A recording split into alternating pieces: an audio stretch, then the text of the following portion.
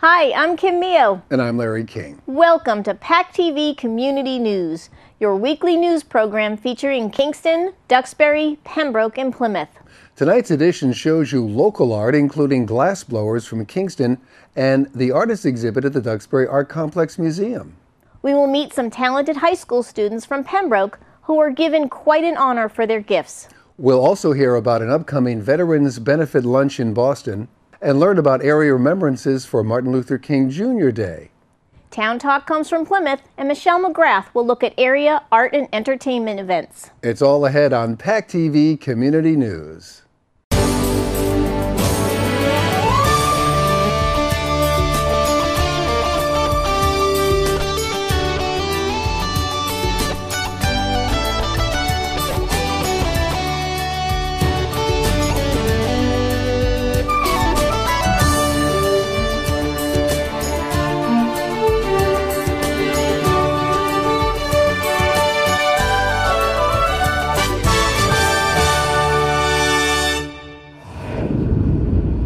Glass blowing is an ancient and skilled art. Two Kingston residents are award-winning glass-blowing artists that make one-of-a-kind contemporary glass art sculptures in their busy studio. These young men offer open studio time for the public to view their craft and skills, and PACTV Community News visited Davis & Capel Glass on Main Street to see their glass blowing in action. Hi, I'm Johnny Capel, and my first experience with glass was visiting Jacksonville University when I was a junior in high school. And we came across the glass department, and I right away was just in wow, just so amazed by everything that was going on. I went in and there was just people working with these hot glass just dripping around, and I was like, no way. I had never seen glass being made before. And we found that Jacksonville University in Florida had an amazing glass department, and I love Florida, so that's where I went and majored in glass blowing and minored in art history, and met Johnny Capel there. And you know, we had a great partnership through the whole thing in the glass department. You gotta have someone there with you the whole time, back and forth, you know, doing one thing or the other, and it's always this two-man job, and it's great to have someone there that you trust and can work with all the time, you know, so it's a great friendship. Yeah, we just try to do something different than everyone else too, so we're like, a lot of people are making vessels and stuff, but we're just trying to do sculpture. We're doing a lot of man in nature, so we do a lot of things that are lifelike, like hands and trees and leaf type things that are very alive, and you can see that.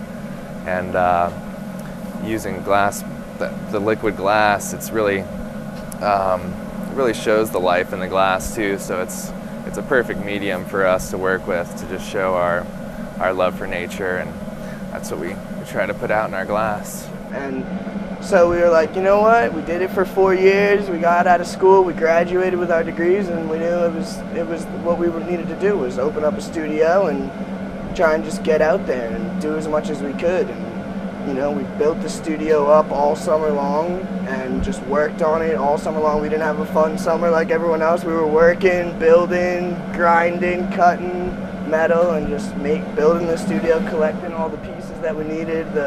The furnace, the glory hole, the annealers, and it was a great experience. We had a lot of fun and got that done and opened up shop. Ever since then, we've just been trying to get our name out there, just making glass and getting into galleries. We got into this show in Provincetown. This guy Jake Critchley got us in there, and there was this nice show on the seashore, the National Seashore. We were in Cohasset, this gallery in Cohasset, the South Shore Arts Center. We were in the Gallery 263 in Cambridge. Also the Artist Exposure Gallery in Plymouth, and just all around Massachusetts, just trying to get our name out there and just spread our glass to everyone. We think people will enjoy it, so we're just trying to reach everyone. Things have been going great. People have been finding us. The Boy Scouts, they come here and they get a great art patch for their troop or something, and that's cool. So different troops have been coming and bringing little Cub Scouts and Boy Scouts, and just everyone's finding out about it. So it's been a great experience, and we've been having a lot of fun with it. And we hope for a lot more to come. Duxbury's Art Complex Museum offers a year-round schedule of exhibits and events.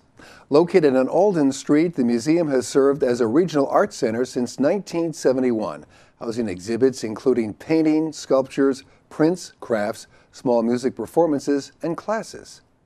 PACTV Community News visited the Art Complex Museum to meet artist Carol O'Malia to see her exhibit currently on display through February the 17th as part of the museum's On Their Own series.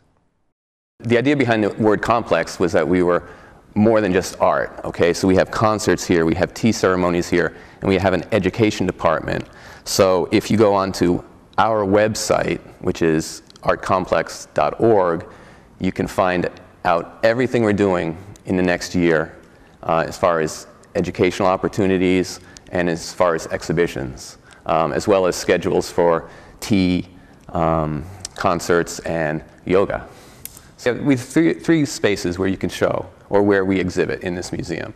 One of the spaces is always our collection, but the other two spaces are generally contemporary artists, living artists, and in some cases they are even local artists. Hi, I'm Carol O'Malia, and this is my newest work at the Art Complex Museum in Duxbury. So this is work I've done all in the last year, and it is just a jumping off point of hopefully where new work will go. So I shot thousands of photos of both the boxing series and the diving boy series. And with the boxing series, I shot a lot of fights and sparring, and it took me about 4,000 photos to realize that I wasn't interested in the fights, that I was more interested in the action in between the fighting. Then it made more sense when I went to the diving boys, because I realized that I wanted to capture them in this motion of time that just locked them forever in joy. So I'm trying to juxtaposition the two worlds of one which is an interior, darker world reflected with the reds and the drama of the boxing, with the joy and the light and the blues. And by accident, the show became very red, white, and blue, but I think it shows the contrast of two different worlds of the similar age group of young males. From a distance, my work will look very tight and realistic, but as you come closer, hopefully you'll be engaged in the paint. And that's my goal as a painter, is to grab you with the image and where I'm coming from in my head, but I want you to be drawn into it and be as involved with the physical surface of the paint as much as the subject matter. I also, on purpose, have a real specific color palette going on in all the pieces. It will look correct for the area and the boxing with the red in the ring and the sky behind the boys, but I'm really acutely aware of putting color in here for psychological reasons so that you actually feel the mood of it as well. Carol is an artist that we first came to know through the Winter Juried Show, and the work we first saw of hers was really a lot different than what we have here. So when we first started liking her as a painter, she may or may not have even been thinking about a series like this. But I think when we started talking to her, probably talking 3 years ago. So you find an artist, and then hopefully they do what Carol did, was to work on an entirely new body of work, specifically for this kind of a space. So my next challenge is I'm hoping actually to push this a little bit further, go into the portraits, more psychological. I would like to push it more with dealing with some current issues in the news and in the world today. And I feel that going into the human psyche by looking through the face through paint as opposed to through a photo will allow the viewer to have some more of a psychological insight into some of these individuals that I hope to paint. A military benefit luncheon honors our heroes and highlights their needs. Hydrea for Heroes, a veteran service organization that provides transportation, family support, housing, and more, holds a benefit luncheon every year to raise funds for various veteran organizations. This year, this special event will benefit Plymouth's Nathan Hale Veterans Outreach Center. The luncheon is January 27th at the Seaport Hotel in Boston. You can learn more about it and the guest speakers at hydreaforheroes.com. PACTV Community News met up with representatives from both organizations to hear more about the luncheon. Hello, I'm Christopher Hott. President and founder of the Nathan Hale Foundation, Executive Director of the Nathan Hale Veterans Outreach Centers. We've been incorporated here in Plymouth since 2006. We are now serving 6,000 veterans a year. We're serving veterans with combat counseling, readjustment counseling, PTSD counseling, and we transport veterans to and from the VA facilities from their homes. We're also serving veterans with food and clothing, and we have a new bicycle program, and we have a new yoga program, and our arts program is just about to take off again for the new springtime events. I met Chris Hart a few years ago doing a couple events in the town of Plymouth. I was especially impressed with the work that Nathan Hale has done with the local veterans in need, and with that we decided to donate to them and hold a few functions for them in the past. We have created our own veteran organization, Hydrea for Heroes, and we together, I think we complement each other very well. Hydrea for Heroes' vision is to provide support for veterans in a variety of ways. One of our supports are veteran and family support. This will provide financial assistance for expenses during the most pressing times, for long hospital stays, long rehab times, and this money also could be used for travel expenses to help the family visit their veteran in need of support.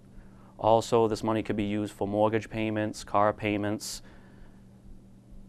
electric bills, gas, and grocery bills. Our theory is, at Hydrea for Heroes, with less financial burden, full attention can be given to the rehabilitation process.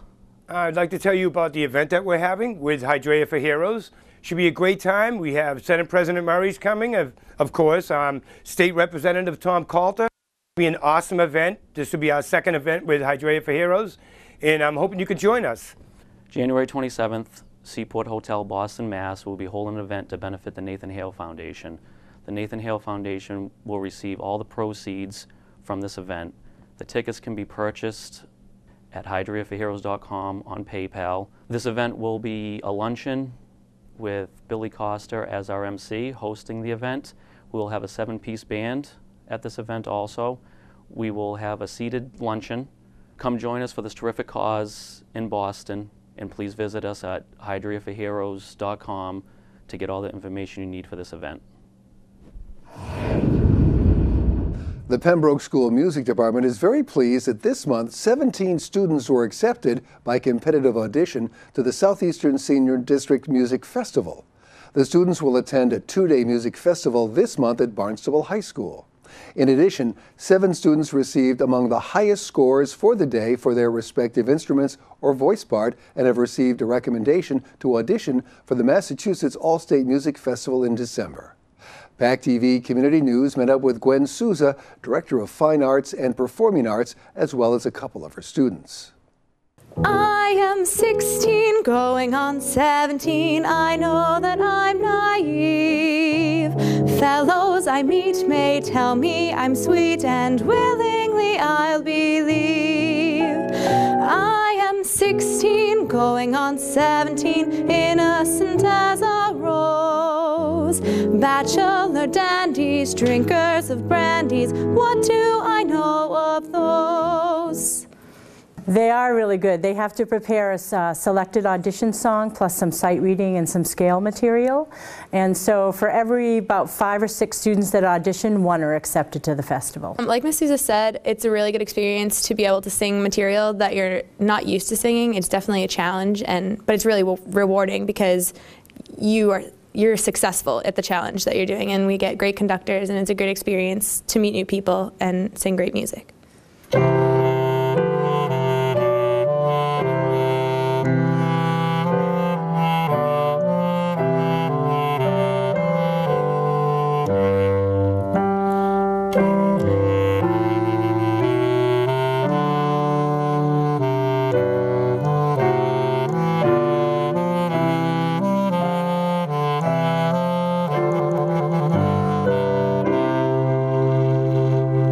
I played Sonata in A minor, which is a really cool piece because when you play a low instrument, you usually get bass line notes, and so this has a lot of complex rhythms, and it's a lot of fun to play, something different. What's great about this is they're working on literature and repertoire that's harder than what they normally find in their high school ensemble, and they're of students that are working at the same caliber level as them, and they're working with college level conductors. So it's really pushing them and challenging them as a musician to work throughout the festival on that literature. The auditioning process is very, you could almost say, stressful. And many people don't make it in because of just their stress level alone. It's most people who audition can play it very well, but it's usually a matter of stress that makes you in or not.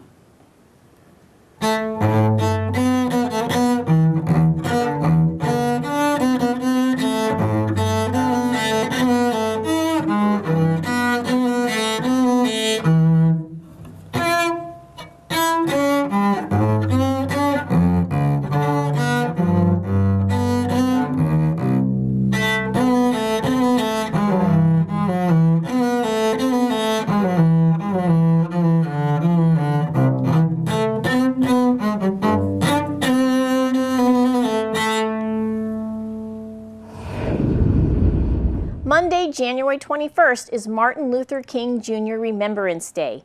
2 local No Place for Hate groups are hosting events to honor the occasion. The Duxbury Interfaith Council's breakfast will be at 8 a.m. at St. Paul's Church of the Nazarene in Duxbury. That's at 136 Summer Street. Dr. Josie Owens, the first Black American woman church elder in the U.S. and Canada, will be the featured speaker. And in Plymouth, events also begin at 8 a.m. at South High School. Plymouth will feature Mr. Kerry Barnes performing the I Have a Dream speech. Also, Pilgrim Festival Chorus will be there to sing. PACTV Community News spoke with some of Plymouth's organizers to learn more. I am happy to join with you today in what will go down in history as the greatest demonstration for freedom in the history of our nation. My name is Joseph Horn. I'm a member of the No Place for Hate Committee here in Plymouth. And our purpose is to try to deal with hate crimes of all kinds, bigotry, prejudice, anti-Semitism, homophobia. Members of our committee will sit down with appropriate people and try to solve the problem. I've been involved with the Plymouth Area Interfaith Clergy Association for several years, and each year we find that one of the most important outreach activities that we do is the Memorial Day, the Martin Luther King Memorial Breakfast and Service, the commemorative service for connecting people to the ideals of Martin Luther King Jr. So I heard about the March on Washington, and this would be August of 1963. I drove down from New Hampshire. They were afraid there was going to be violence, rioting, looting, and everything else. None of that, of course, happened. Many of us gathered around the Washington Monument and waited until a signal was given. And then we marched down the avenue there towards the Lincoln Memorial. And we knew that there were 10 speeches that day, and that Dr. King's speech was the last one. So we were waiting it out. Many of the other speeches, of course, were very good, but we were, of course, very patiently and waiting for Dr. King's speech. And naturally, he did not disappoint. The memorial service and breakfast event is an occasion for reminding ourselves, those of us who've been around and remember the personage of Martin Luther King, but also it's a way of educating and inspiring our young folks who were involved with a competitive submission of art forms and essays about the effect that they find in their lives, the ideals of Martin Luther King as were expressed in his life. And this year we're having a special treat because it's the 50th anniversary of the I Have a Dream speech that Dr. King gave back in 1963. We're having an actor and civil rights activist, Kerry Barnes, come and give a reenactment of that speech. Monday, January 21st at the Plymouth South High School auditorium from 8 until 10 a.m. The tickets will be sold at the door. Motto for this year is "The Dream Lives, Faith, Hope, Love." And the whole idea is that we not only think about it, but we do something in our lives to carry on the spirit of the dream. This note was a promise that all men, yes, black men as well as white men, would be guaranteed the unalienable rights of life, liberty, and the pursuit of happiness. Plymouth's Christ Church Parish Thrift Shop has a great opportunity for you to add to your winter wardrobe. Located at 149 Court Street in Plymouth, the church is holding a special one-day-only sale on Thursday, January 17th, where you can fill up a bag with men's, women's, and children's clothes for only $5. You can learn more about them at christchurchplymouth.org. The church's thrift shop has regular hours, but is holding this one-day $5 bag sale on January the 17th only. Bags will be provided by the church, and donations are always welcome. The region's principal community choral group, Pilgrim Festival Chorus, invites vocalists throughout the region to attend open auditions at 2 welcome nights. On Monday, January 14th, and Monday, January 21st, singers of all skill levels are welcome to learn about the chorus, audition for vocal placement, and attend a rehearsal. Auditions will be held from 6:30 p.m. at the Church of the Pilgrimage, 8 Town Square in Plymouth. For complete information, please visit pilgrimfestivalchorus.org. The group is currently numbering about 80 members, with vocalists of all skill levels. Later this spring, they'll present Carl Orff's famous work, Carmina Burana. The winter months are a wonderful time to enrich children's lives in the arts. A great way to engage in family discovery is through South Shore Conservatory's Family Arts Festival. Twice each year, the Conservatory offers this free event, welcoming families to spend time together, exploring music, theater, and dance. A free Family Arts Festival will be held on Saturday, January 19th, from 10 a.m. to 12 noon at 1 Conservatory Drive in Hingham, and also at their Duxbury campus at the Ellison Center for the Arts, 64 St. George Street in Duxbury, from 1:30 to 3:30 p.m. A complete list of activities is available at sscmusic.org. This popular festival kicks off with a free interactive family concert, followed by an open house, where children ages 3 to 10 can use their arts passport to travel through a variety of arts activities. Some of the best theatrical entertainment on the South Shore is created by teenagers. The Academy of Company Theater's Teen Conservatory has been hard at work rehearsing their upcoming performances of Once on This Island, an original Caribbean adaptation of the popular fairy tale The Little Mermaid. During its Broadway run, Once on This Island captured 8 Tony nominations, including Best Musical, Book, and Score. This non-stop song and dance island musical brings light to justice against prejudice. For a complete schedule and a look at the theater's 2013 season, visit companytheater.com. Performances of Once on This Island will be held at the Company Theater Center for the Arts, 30 Acorn Park Drive in Norwell, from January 18th through the 20th. I'm Michelle McGrath, PR consultant to the Arts. Thanks for tuning in to PCN's Arts and Entertainment News.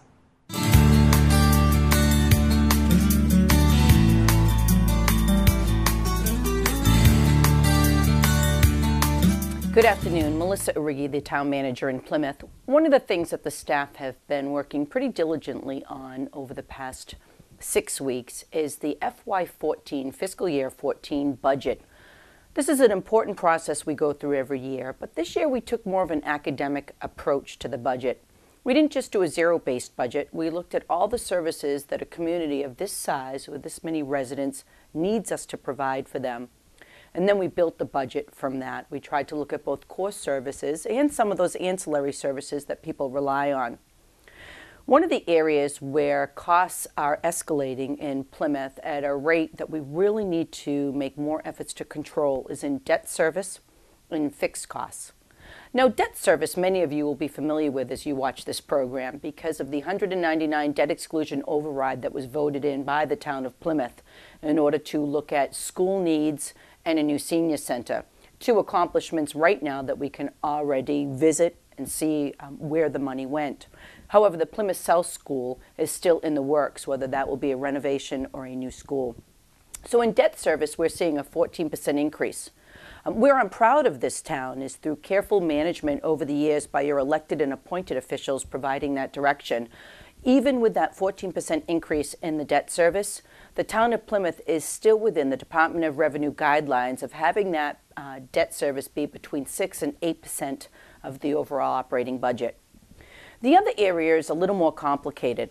There's been an increase in our fixed costs. That's costs such as unemployment, health insurance, those kind of costs that you can't always control because it just depends on what the claims were from the previous year.